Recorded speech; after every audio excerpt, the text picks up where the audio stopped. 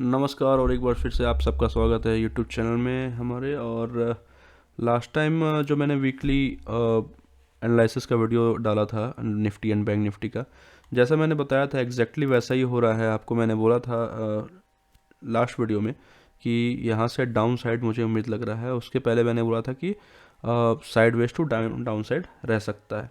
तो एग्जैक्टली वैसा ही हुआ है मार्केट अभी तक। आज मैंने आपको टेलीग्राम में बोला था कि 19,500 आने का चांस, 19,800 आने का चांसेस है। ठीक है, वो भी तब जब निफ्टी एक बार 21,500 के नीचे रुकता है तब। देखिए, ये सब बोलने का मेन रीज़न क्या था, उसके पीछे का एनालिसिस मैं आपको बताना चाह रहा हूँ यहाँ पर कि क्यों मैं इतना बड़ा। आप देख रहे होगे एक ये लेवल है, ठीक है, और दूसरा ये लेवल है। अब जिस लेवल का मैं उम्मीद कर रहा हूँ वो ये वाला लेवल है, ठीक है। लेकिन ऐसा नहीं होगा कि एकदम से यहाँ पे आ जाएगा, कभी भी ऐसा नहीं होता है। मार्केट अभी चढ़ा भी है, अगर मार्केट ऊपर गया भी है तो क्या एकदम से थोड़ी चला गया। बीच बीच में आप देखिए रुकता है, फिर ऊपर जाता है, फिर गिरता है, फिर चढ़ता है। तो इस तरह का मूवमेंट रहता है। तो मल्टीपल सपोर्ट तो हैं, अभी यहाँ पर सपोर्ट है, अभी भी एक सपोर्ट लेवल पे है, ठीक है। इसके अलावा आप देखेंगे यहाँ नीचे में भी सपोर्ट है 21,000 के नीचे। तो ये सब सपोर्ट एरिया है। लेकिन प्रॉब्लम ये है कि मार्केट जब ऊपर जा रहा था तो इसने ऑलमोस्ट सारे अच्छे सपोर्ट को एक बार टेस्ट करके तब ऊपर गया है। प्रॉब्लम ये है, ठीक है। अदरवाइज सपोर्ट की कमी नहीं है। तो ये जो फॉल आ रहा है और जैसे आज सस्टेन किया, इस तरीके से सस्टेन करेगा, फिर उसके बाद फॉल आएगा, इस तरीके से गिरेगा मार्केट।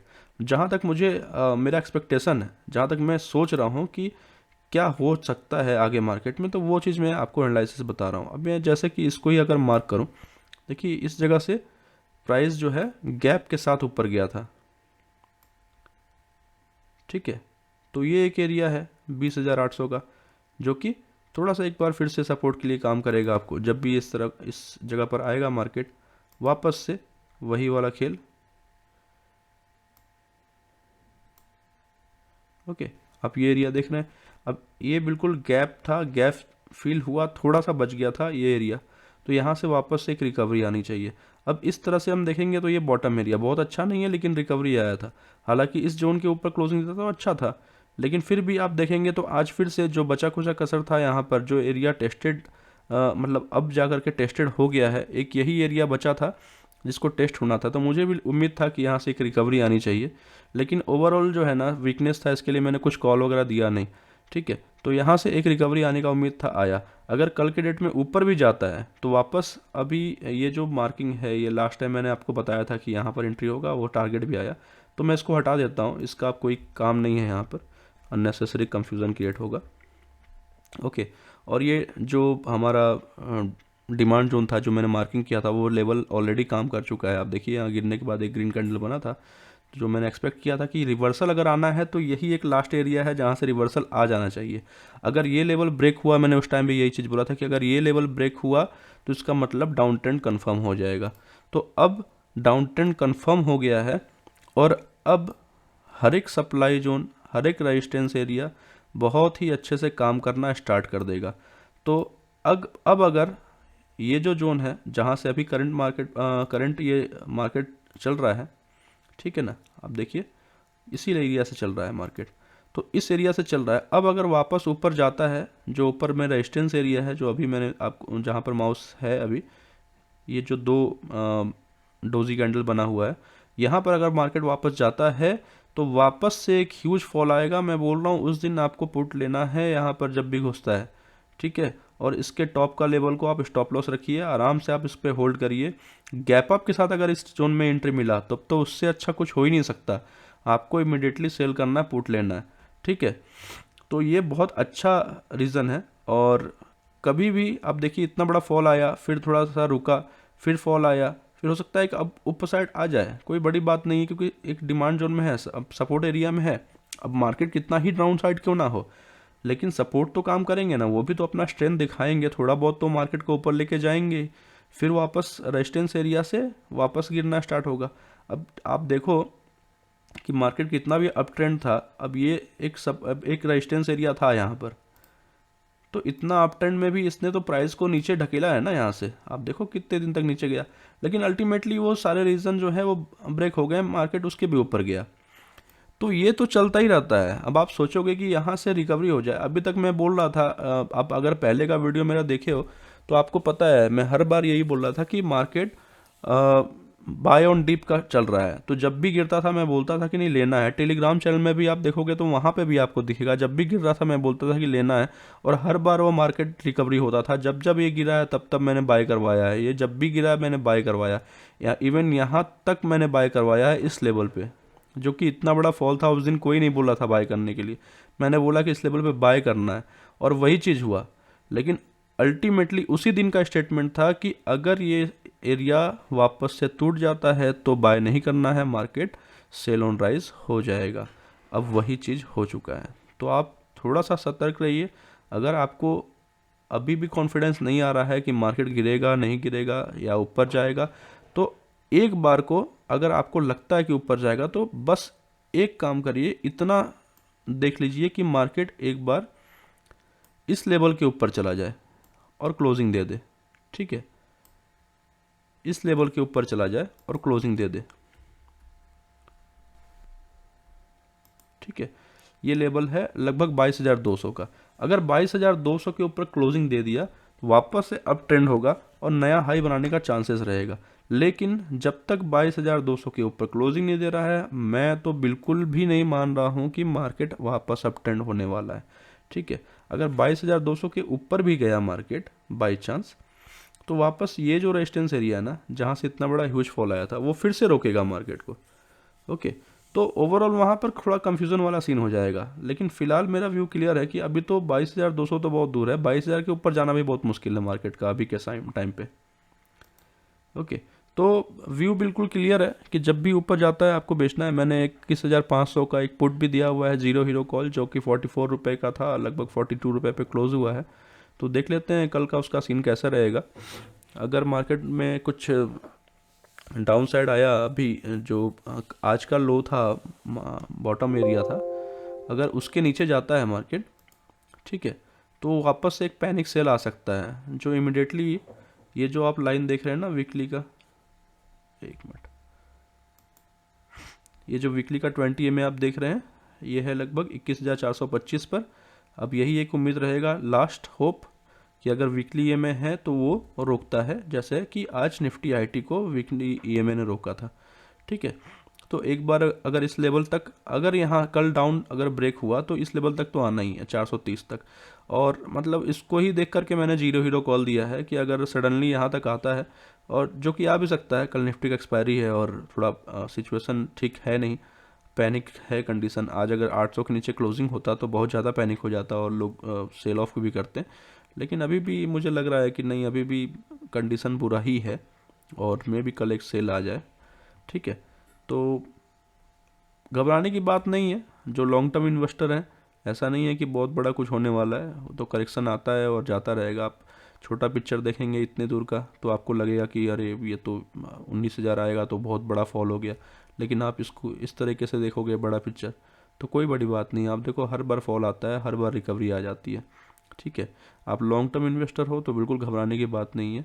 आप हर फॉलिंग पे आप बाय करते चलिए, कोई दिक्कत नहीं है, आपको लॉन्ग टर्म में अच्छा रिटर्न मिलेगा।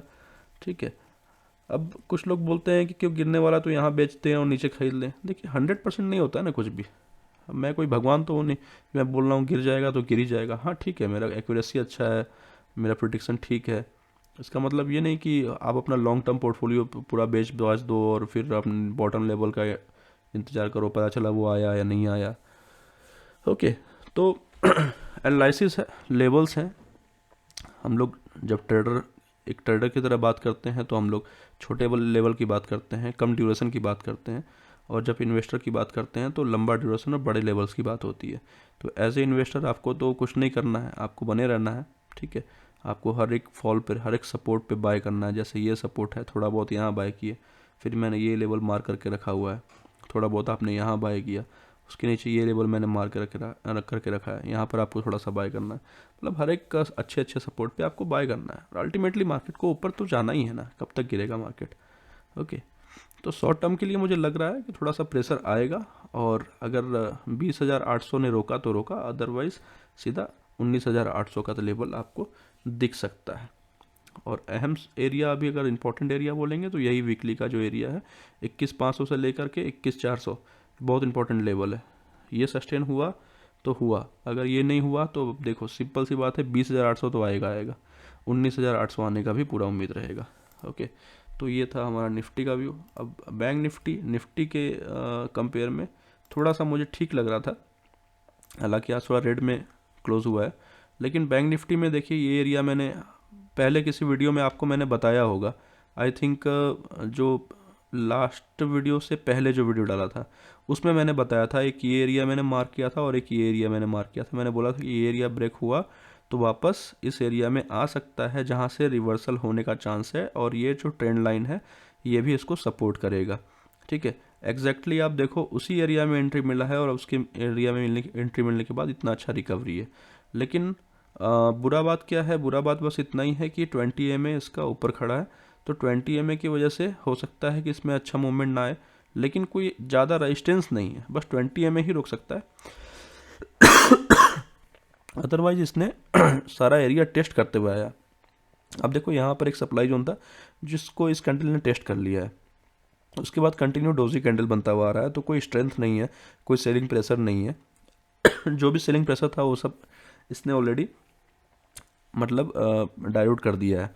ओके, तो अब अगर निफ्टी में रिकवरी आने का चांस है तो सिर्फ बैंक निफ्टी की वजह से और फाइनेंशियल सर्विसेज की वजह से, और आईटी वगैरह तो है ही, मतलब अदर सेक्टर का भी कंट्रीब्यूशन रहेगा। ठीक है, स्पेशली निफ्टी की चार्ट में उतना दम नहीं है।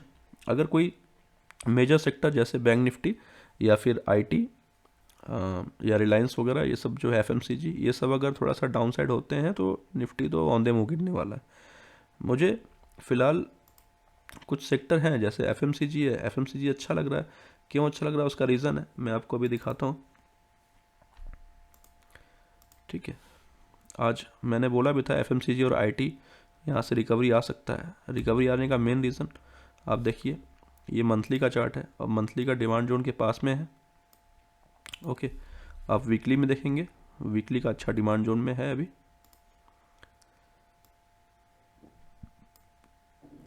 ओके, वीकली के अच्छे डिमांड जोन में एंट्री मिला हुआ है, यहाँ से प्राइस ऑल टाइम हाई गया था, तो ये डिमांड जोन डेफिनेटली अच्छा है। मंथली का जो डिमांड जोन है वो तो ओरिजिन है, बॉटम है, तो वो तो चलेगा ही चलेगा।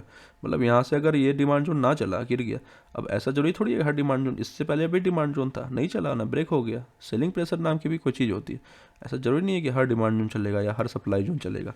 जब बाइंग प्रेशर होता है तो सप्लाई जोन ब्रेक होते हैं, जब सेलिंग प्रेशर होता है तो डिमांड जोन ब्रेक होते हैं।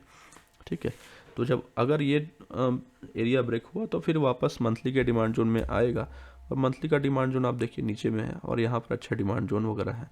यहाँ वीकली के अंदर में डेली का भी एक अच्छा डिमांड जोन था, और इसके बाद अच्छे कैंडल भी बने हुए थे।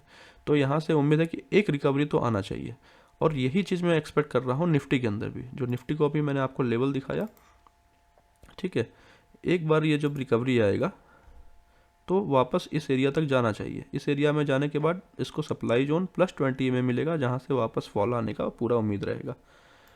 ओके, एंड आईटी सेक्टर में आपको दिखाता हूँ। आईटी में भी मैंने बोला था कि रिकवरी आना चाहिए। आईटी थोड़ा सा ऊपर तो गया था लेकिन वापस थोड़ा सा रिवर्स हो गया।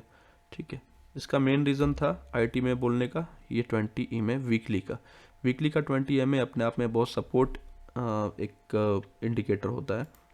ठीक है, 20 EMA तो अपने आप में ही एक बहुत इम्पॉर्टेंट लेवल है, प्लस वो अगर वीकली का हो तो थोड़ा ज़्यादा अच्छे से काम करता है। तो ये रीज़न था इसमें एक रिकवरी बोलने का।